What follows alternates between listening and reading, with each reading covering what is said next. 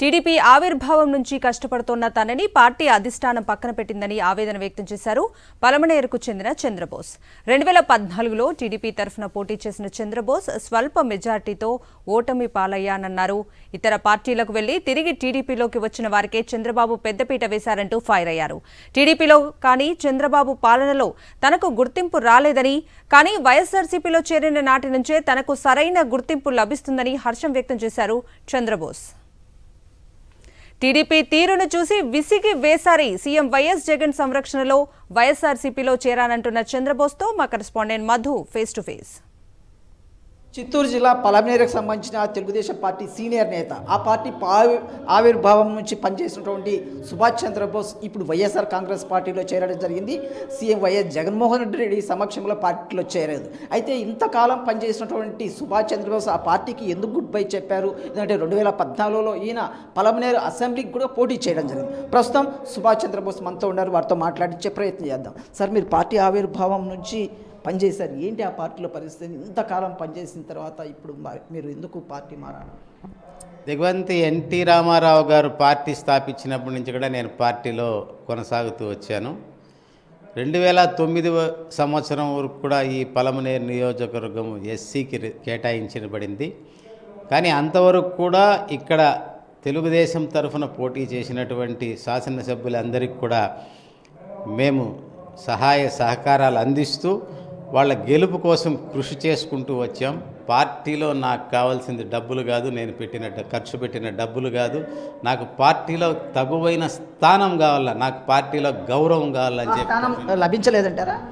తప్పకుండా ఆ స్థానం నాకు లభించలేదనే చెప్తున్నాను. ఆ గౌరవము లభించలేదు, ఆ స్థానము నాకు లభించలేదు.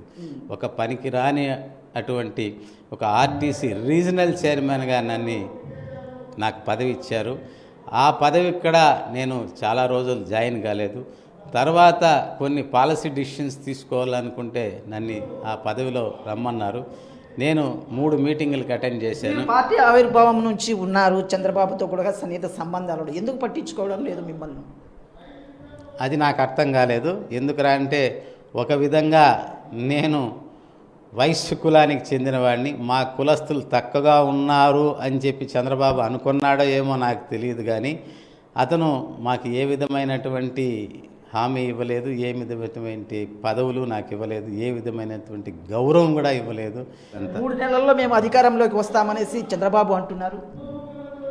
3 నెలల్లో చంద్రబాబు నాయుడు గారు అధికారంలోకి వస్తామన్నారంటున్నారు. కానీ చంద్రబాబు నాయుడు గారు మాట మీద నిలబడరు. నాకు తెలిసినంతవరకు చంద్రబాబు నాయుడు గారు తెలుగుదేశం పార్టీలో రాకముందు నుంచే కూడా నేను తెలుగుదేశం పార్టీ అభిమానిగా ఉన్నాను.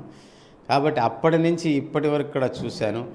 ఆయన ఒక లీడర్కే సహాయం చేయనివాడు ప్రజలకు ఏం సహాయం చేస్తాడనేది నాకు నమ్మకం లేదు. కాబట్టి ఆయన కూర్చొనే స్థానానికి ఎదురుగ్గా నన్ను కూడా కూర్చోబెట్టి, నీ సాధక బాధకాలు ఏముంది, పార్టీలో నీకు తగువైన గౌరవం కల్పిస్తాం, నువ్వు పార్టీ గెలిచేదానికి, పార్టీ మా తర్వాత అధికారంలో వచ్చేదానికి కష్టపడని చెప్పారు. ఆ నమ్మకంతో నేను ఈ రోజు నుంచి కూడా నేను ఈరోజు జరిగే కార్యక్రమాల నుంచి అన్నిటికి కూడా నేను పార్టీ కార్యక్రమాల్లో పార్టిసిపేట్ చేస్తాను. ఖచ్చితంగా చెప్తున్నారు, తెలుగుదేశం పార్టీ ఆవిర్భావం నుంచి ఉన్నా కానీ నన్ను ఆ పార్టీలో కరివేపాకులాగా వాడుకున్నారు తప్ప ఎలాంటి ప్రయోజనం కానీ ఎలాంటి గుర్తింపు ఇవ్వలేదు. అదే సీఎం వైఎస్ జగన్మోహన్ రెడ్డి ఇప్పుడు ఆప్యాయంగా పిలిపించి కండువా కప్పడమే కాకుండా మాట్లాడము చేయడం చాలా ఆనందంగా ఉంది. పార్టీ అభివృద్ధి కోసం, పార్టీ గెలుపు కోసం తన వంతు కృషి చేస్తానని సుభాష్ చంద్రబోస్ స్పష్టం చేస్తున్నారు. వీడియో జర్నలిస్టు శ్రీకాంత్తో మధుసూదన్ రెడ్డి, సాక్షి టీవీ, పలమనేరు నుంచి.